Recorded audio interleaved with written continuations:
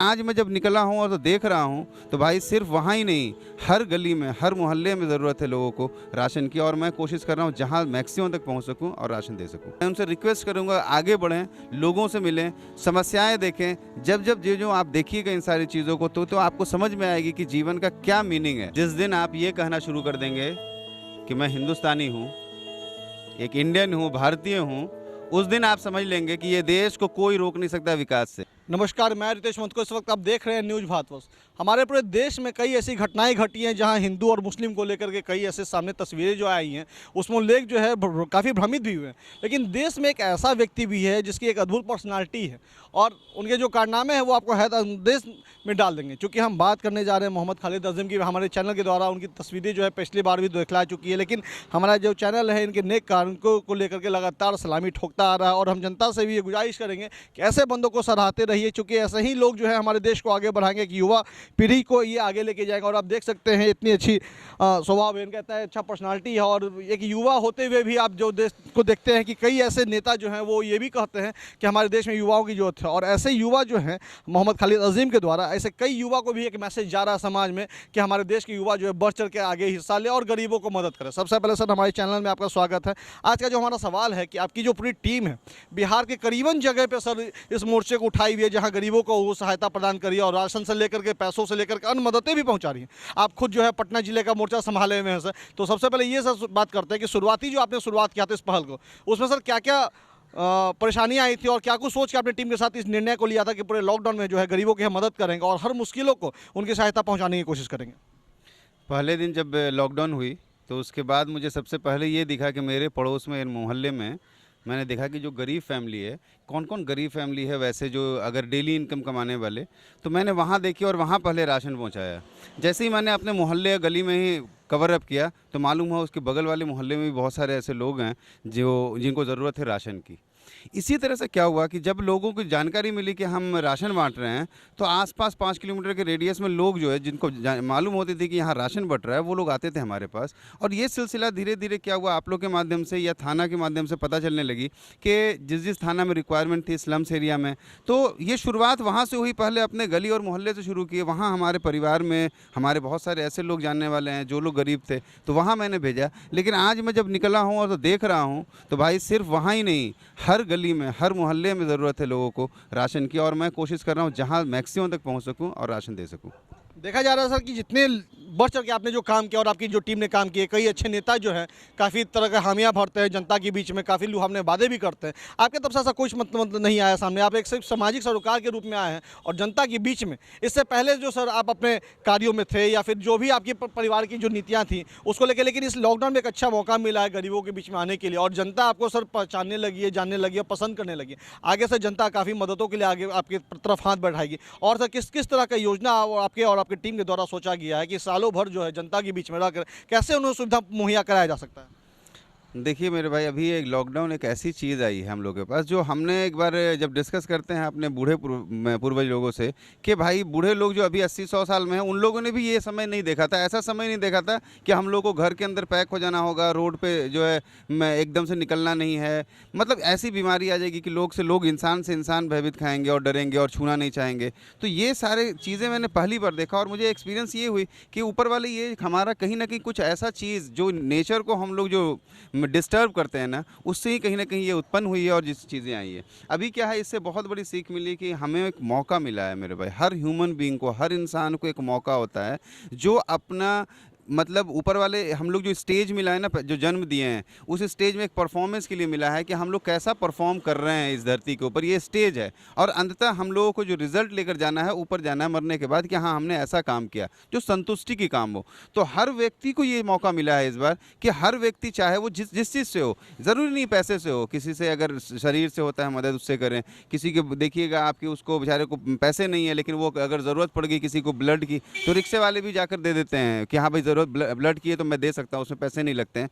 तो हम और आपको हर एक सेकंड हर एक चीज़ में ये देखना होगा कि पब्लिक को मैक्सिमम टू मैक्सिमम जिस समय जिस चीज़ की ज़रूरत पड़े उस समय खड़े रहना। इससे दो चीज़ें होती है, जब आप ये करके जाइएगा ना तो एक तो आपको अब सुकून बहुत मिलेगा, आपको अपने अंदर से एक फीलिंग आएगी जो मैंने कुछ किया है। एक बार करके देखिए। और जो लोग भी इसमें अभी तक नहीं आए हैं आगे, मैं उनसे रिक्वेस्ट करूँगा आगे बढ़ें, लोगों से मिलें, समस्याएं देखें। जब जब जो जो आप देखिएगा इन सारी चीज़ों को तो आपको समझ में आएगी कि जीवन का क्या मीनिंग है, एक्चुअल मीनिंग क्या है और हम लोग कहाँ हैं अभी। आपके धर्म से एक सा सवाल है हमारा कि शुरुआती लॉकडाउन में जो निज़ामुद्दीन में जो खबरें सामने आई थी, आपके धर्म को एक निशाना बनाया गया था और एक खास तौर से आपके धर्म को शमशान भी किया गया था। इन सभी चीज़ों को लेकर सर आप उसमें कितने दुखी हुए थे और आपने क्या सोचा कि कहीं जो निज़ामुद्दीन में जो जमाती लोग जमा हुए थे वो कितने को शुरुआत हैं आपके तरफ से? देखिए, दुख मुझे निज़ामुद्दीन के लोगों को बोलने से ज़्यादा दुख ये हुई थी कि यहाँ मैं देख रहा हूँ जो लोगों के बीच जो हम महामारी अभी चल रही है, जो बीमारी से लोग तड़प रहे हैं, भूख से तड़प रहे हैं, वो ज़्यादा मेरे लिए महत्व रख रहा था। निज़ामुद्दीन के लोगों ने गलती किया या सही किया मुझे नहीं मालूम, मैं वहाँ था नहीं। देश समझेगी, सरकार समझेगी, प्रशासन समझेगी उन्होंने क्या किया, बट इतनी बड़ी कसूर नहीं की है कि इस महामारी को छोड़कर हम उसकी तरफ जाएं। इतनी बड़ी गलती नहीं की है कि रोड पे लोग भूखे मर रहे हैं। आज एक घटना मैंने देखा है, एमपी के अंदर शायद हुई है, ट्रेन से मजदूर कट गए हैं। ये ज़रूरी नहीं है कि पहले हम लोग इन गलतियाँ एक दूसरे की निकालते रहें कि हिंदू गलत हैं और मुस्लिम गलत हैं, इसको देखते रहें, बशर्ते इसके कि रोड पर जो गरीब मजलूम लोग हैं, जो भूखे लोग परिवार हैं, जो मिडिल क्लास आज इफेक्टेड हो रही है, जो पैदल लोग मजदूर वहाँ से आ रहे हैं, उनके घर परिवार के ऊपर राशन का कम से कम करें कि वो जीवित रहें। ये सबसे महत्वपूर्ण है। लगातार सर बिहार में जो स्वास्थ्य मंत्री हैं मंगल पांडे वो काफ़ी ट्वीट करते हैं कि इतने हज़ारों की संख्या में स्क्रीनिंग की गई है और इतना जांच किट किया लाया गया है, लेकिन धरातल पर सर ऐसा कुछ नहीं है। क्या कुछ कहना चाहेंगे आप स्वास्थ्य मंत्री को? धन्यवाद, स्वास्थ्य मंत्री जी को मैं धन्यवाद कहना चाहूँगा कि आपने इतनी जाँचें कर ली है तो लॉकडाउन को खुलवा दीजिए ना पूरी तरह। जब आपने स्क्रीनिंग कर ली है तो लॉकडाउन खुलवा दीजिए। हम जनता जो मर रही है मिडिल क्लास फैमिली वो क्यों ये नहीं कर रहे? जब स्क्रीनिंग इतने सारे मैक्सिमम लोगों की हो गई, जिस एरिया में स्क्रीनिंग हो गई है उस एरिया में जो है आप लॉकडाउन खुलवा कर दुकानें खुलवा दिए, रोज़मर्रा की ज़िंदगी लोग व्यतीत करें। और जो लोग वैसे पॉजिटिव पाए गए हैं उन्हें आप क्वारंटाइन सेंटर में रखिए, उनके ट्रीटमेंट करिए। हम तो यही उनसे गुजारिश करेंगे। हम तो लोगों के लिए रिक्वेस्ट करेंगे कि जो बेहतर हो हमारे लिए, हमारे गरीब भाई, हमारे मिडिल क्लास, हम हर व्यक्ति के लिए। देखिए, ये बीमारी किसी के लिए भी आ सकता है मेरे भाई। आप ये नहीं कह सकते हम लोग कि लोअर और मिडिल और अपर के लिए। बीमारी तो किसी को भी सटेगा, अपर वाले को सटेगा या मिडिल वाले को। हेल्थ के ऊपर आप ध्यान दे दीजिए। सिर्फ मैं ये रिक्वेस्ट करूँगा कि जो इलाज है इसका, जो डॉक्टर्स हैं, जो नर्सेज हैं, इन सभी लोगों पर पूरी तरह से सरकार की नज़र रहे और इनको जो सपोर्ट अभी कर रहे हैं आप, इससे बढ़ चढ़ के और इनकी तरफ मेडिकल इक्विपमेंट्स इनको मुहैया कराएं, मेडिसिन कराएं। इनका नर्सिंग जो हॉस्पिटल से जो क्लिनिक्स में हो रहा है वहाँ दिक्कतें नहीं आएँ। लोग जब वहाँ एडमिट होने या क्वारंटाइन सेंटर में जो दिक्कतें आ रही हैं, मैं ये रिक्वेस्ट करूँगा प्लीज़ उनको खाने की या रहने की जो भी चीज़ें, जो सुविधाएँ हैं, प्लीज़ उनको प्राइमरी में उस चीज़ को पहुँचाएँ। और पहुँचाने के बाद हम लोग जो है तब हम लोग जागेंगे कि हाँ क्या कर सकते हैं और नेक्स्ट। हमारा एक आखिरी सवाल है सर कि जैसे जिस तरीके से निज़ामुद्दीन की जो खबरें सामने आई थी और एक आपके खास अल्पसंख्यक समाज को बदनाम किया गया था, लेकिन फिर भी आप इन सभी चीज़ों के परे हैं और आप जनता के बीच में उतर के हिंदू भाई, मुस्लिम भाई, और बिहार में ऐसे कई धार्मिक लोग हैं जो यहाँ बसे हुए हैं, लेकिन आपने यहाँ पे किसी भी तरह का धर्म और जाति को पक्ष नहीं लिया। आपने हर धर्म के लोग को, हर जाति के लोग को मदद कर रहे हैं। कितना सुकून मिला और क्या कुछ मैसेज देना चाहते हैं इस जातिवाद को लेकर के? माइंड मत कीजिएगा रितेश भाई। रितेश भाई, आपका नाम तो मुझे मालूम है, आप कौन से धर्म से बिलोंग करते हैं? मैं हिंदू से हूँ सर। हमारे कैमरामैन कौन से धर्म से बिलोंग? वो भी हिंदू से हैं और ये बिहार में ज़्यादातर देखा जाए तो हिंदुत्व का जो परसेंटेज है वो ज़्यादा है, लेकिन अल्पसंख्यकों की जो संख्या है वो काफ़ी कम है। इसके बाद भी आप एक ऐसे अल्पसंख्यक हैं जो हर हिंदुओं के बीच में जाते हैं, आपको जान का खतरा नहीं है, कोरोना संक्रमण का खतरा नहीं है। मैं अब देख रहा हूँ आपको होलियो में ऐसा कोई स्ट्रक्चर नहीं है जो कि जिस तरह से पूरे रोकथाम में आप खुले जैसे आन दिन आप रहते हैं वैसे ही आज भी हैं। तो कहीं आपको डर नहीं लगता कि कहीं यहाँ पे इस बीमारी से संक्रमण हो जाए? आप इतना लगातार मदद कर रहे हैं और ऐसा ही वेशभूषा में आप कर रहे हैं लगातार, क्या कुछ कहेंगे इसके लिए? सिर्फ इसलिए आपसे मैंने पूछा था कि आप किस जाति के हैं। माइंड मत कीजिएगा।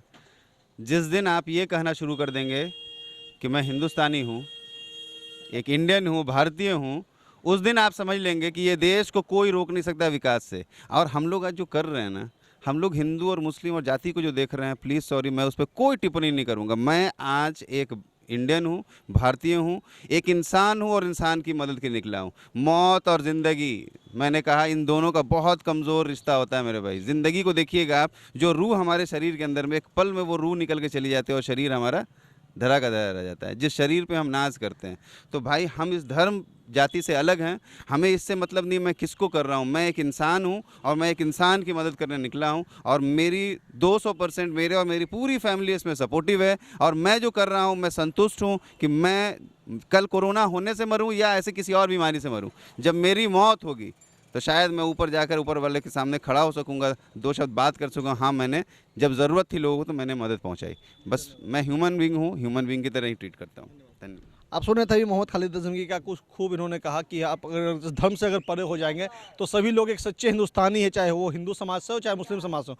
लगातार इनकी जो बातें हैं वो चर्चा का विषय भी है, क्योंकि हर हिंदू के ऐसे भी काफ़ी लोग हैं जो इन्हें पसंद करने लगे हैं, इन्हें चाहने लगे हैं और वो हर लोग चाहते हैं कि इनका 2 मिनट समय उनके पास है। चूँकि मैं जब देखता हूँ कि जब ये रोड पर उतरते हैं तो हर हिंदू भाई इन्हें अपना भाई समझ करके इन्हें अपने पास बुलाते हैं, बैठाते हैं और इज्जत देते हैं। इसकी सबसे बड़ी खास वजह है कि इतने बड़े कोरोना संक्रमण में कोई नेता जो है गरीबों के बीच में नहीं आया, लेकिन एक तरह से देख सकते हैं कि ऐसे समाज सेवी है जो हर जनता के बीच में उतर रहे हैं और बिना किसी डर का, बिना किसी खौफ का, ना ही इनके पास किसी तरह का कोई बॉडी पे ऐसा कोई किट है जिससे ये अपने रोकथाम संक्रमण को रोक सके। खुलेआम तौर से सिर्फ हाथ में ग्लव्स है और मुंह पे मास्क है, सिर्फ इतना ही प्रोटेक्शन लेकर के आम जनता के बीच में जाते हैं और जनता की मदद करते हैं।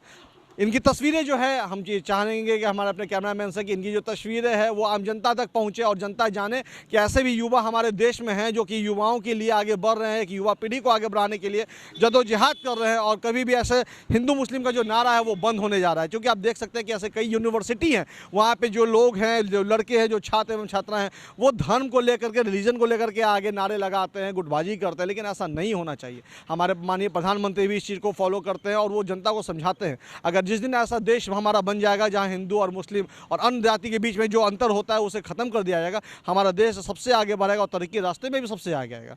तब तक तमाम खबरों के लिए बने रहे हमारे साथ। मैं तेजमंत को न्यूज़ भारत पटना।